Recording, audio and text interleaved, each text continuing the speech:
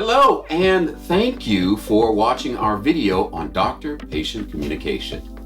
This series was produced to help medical students learn the basic dialogue necessary for communicating with their future patients. Although this series was created for non-native English speakers, it should also be useful for medical students and nursing students who are just beginning to learn basic communication protocols. We hope this video will be helpful to those who are studying for the OSCE, USMLE Step 2 CS, or any other clinical skills exam. We hope this video series will help you develop the basic language you need to get through a clinical interview in English. Along with this video, you can download transcripts and worksheets for additional practice. Today's topic is breaking bad news. So let's get started.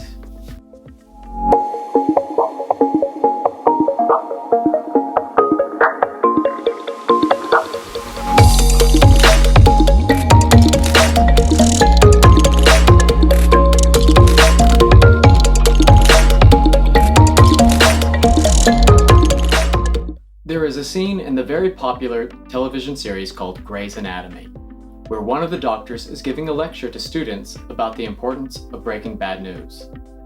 In this scene, she says, "You are changing this person's life forever. You are responsible for this moment. They are not a box on a list to be checked off. You are a part of their life now.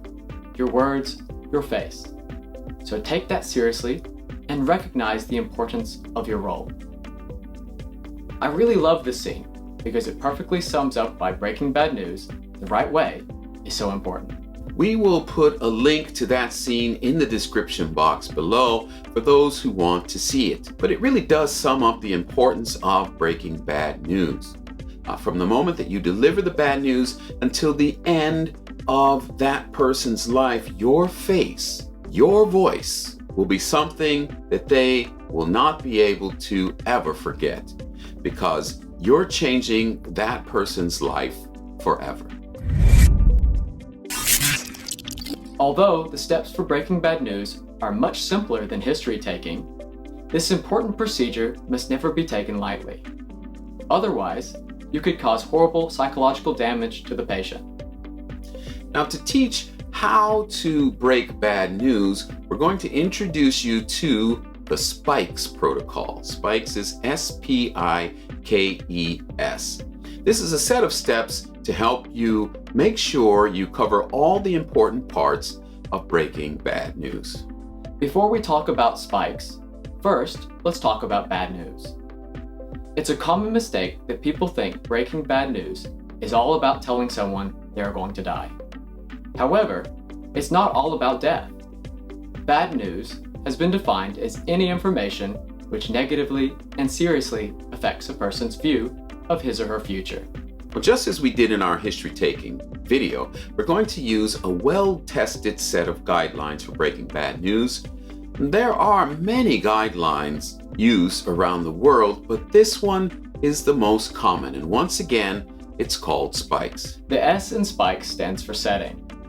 Before your interview begins, you have to make sure that the setting is appropriate for breaking bad news.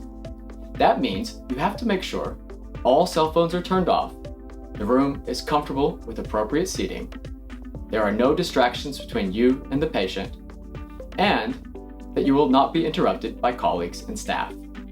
Your attention should be focused 100% on the patient. It's also a good idea to show your sincerity to the patient by letting them know that you will not be disturbed during your meeting and that you have set aside everything in order to devote your attention to the patient. The next step is P.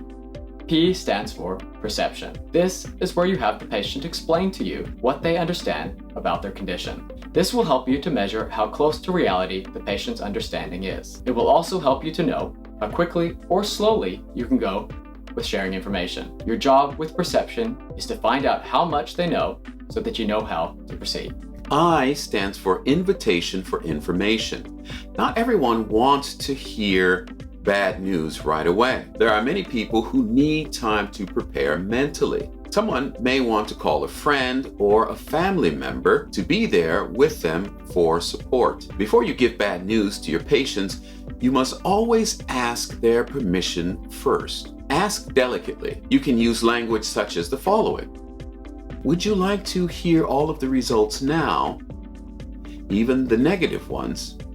Or would you rather have someone here with you? Would you like to hear all of the results now, or would you rather have someone here with you? Would you like to hear all of the results now, even the negative ones, or would you rather have someone here with you? The next step in the SPIKES protocol is K, which stands for knowledge. In the K section, you should specifically talk about diagnosis, treatment plan, prognosis, and support. First, give a warning shot so that the patient can prepare for the bad news. You can say something like, I'm afraid I don't have good news for you today. I'm afraid I don't have good news for you today. You can say something like, I'm afraid I don't have good news for you today.